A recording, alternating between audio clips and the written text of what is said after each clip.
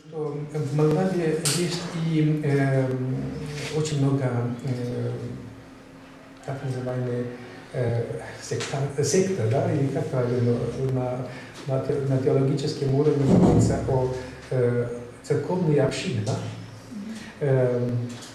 Баптисты, пятидесятники, адвентисты седьмого дня, короче, много. Их вместе больше 2%, то есть их больше, чем мы. Пытаемся с ними тоже сотрудничать.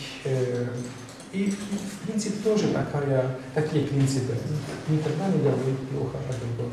Понимать другого и дать каждому свободу, чтобы выразиться так, как он может, каким он есть. Вот так. Есть ли какая-то поддержка со стороны государства? Поддержка. У нас самая большая поддержка – это свобода. В том, что мы можем действительно свободно организовать, как мы хотим. Если мы хотим создать общину, пожалуйста, создадите общину. Если хотим строить храм, пожалуйста, стройте храм. Но это не значит, что есть другая поддержка, финансовая. Но довольно легко они нас понимают в наших нуждах. И в том, что возможно, конечно, поддерживать. Им тоже нужна очень часто наша поддержка. В том, что, допустим, в социальном сфере Caritas у нас имеет много возможностей. В этом году была у нас тоже очень такая сильное наводнение. Действительно, такого не было, может быть, много лет. И Caritas является самой большой организацией, которая собирала кучу денег, чтобы поддерживать эти проекты, строить храмы, не храмы, а строить домов и прежде всего участвовать на оборудовании этих домов. Молдова должна строить сейчас около 1000 новых домов. Один дом стоит минимум 30 000 евро. Так это закругляя. Тогда это большая, действительно большая. И Caritas там хорошо работает. И они это видят. И знают, и поэтому даже когда премьер-министр написал письмо, отправили каждому иностранных в разных странах, даже Святейший Отец отправил свою поддержку, и их отправили нам, и их информировали, вот мы отправили столько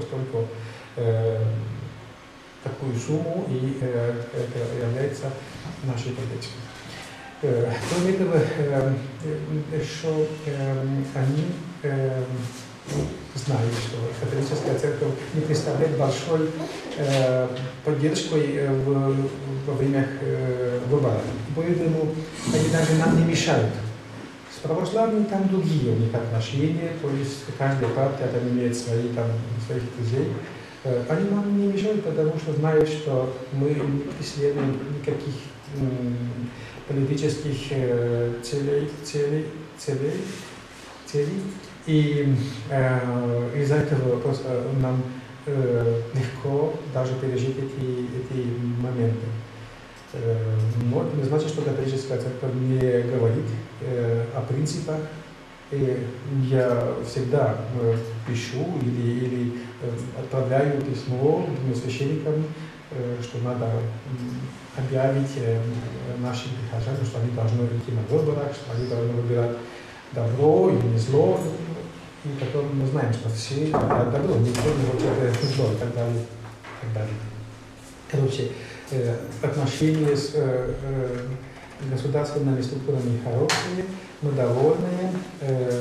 Есть желание, чтобы было больше поддержки, но, к сожалению, на сегодняшний день не вижу такие возможности. Вернемся в нашу страну.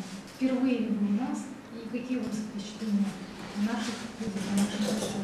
В этой области здесь первый раз. А в июне был еще один раз в Гродно. Так что у меня в этом году только удалось первый раз навещать вашу страну. У меня Беларусь недалеко, потому что есть несколько наших прихожан из Беларуси. И, конечно, мы часто говорим о Беларуси. Кроме этого, нас связывает еще по памяти отец Владислав Заводник, который раньше работал в Кишиневе, и он остался в нашей памяти, и прежде всего наших верующих, как очень такой хороший священник, то есть до сих пор вспоминают его наши верующие. Приехав сюда, видел, что очень много нас связывает, и вот это трудные времена Советского Союза, как и здесь, так и у нас тоже оставили большие такие трудные следы. Церкви закрывались или разрушались. Люди были выведены то есть несколько приходов от нас просто пустые. То, что было раньше, допустим, немцы. У нас едешь по тем селам и видишь красивый храм, красивый, можно еще видеть свою красоту храма, но там ни один католик нету, потому что всех они отправили или в лагерь, или еще до этого они выехали в Германию. Это во время войны. Но люди, если смотреть на людей, то же самое. Многие потеряли ту ясность веры. Многие говорят, мне трудно верить. Я завидую вас, что вам легко. Я говорю, а мне тоже нелегко верить. Вера это не такая, дается один раз навсегда. Вера это есть дар Божий, с которым надо работать. Хотите, я вам помогу начинать, вы увидите, что у вас будет тоже такого же.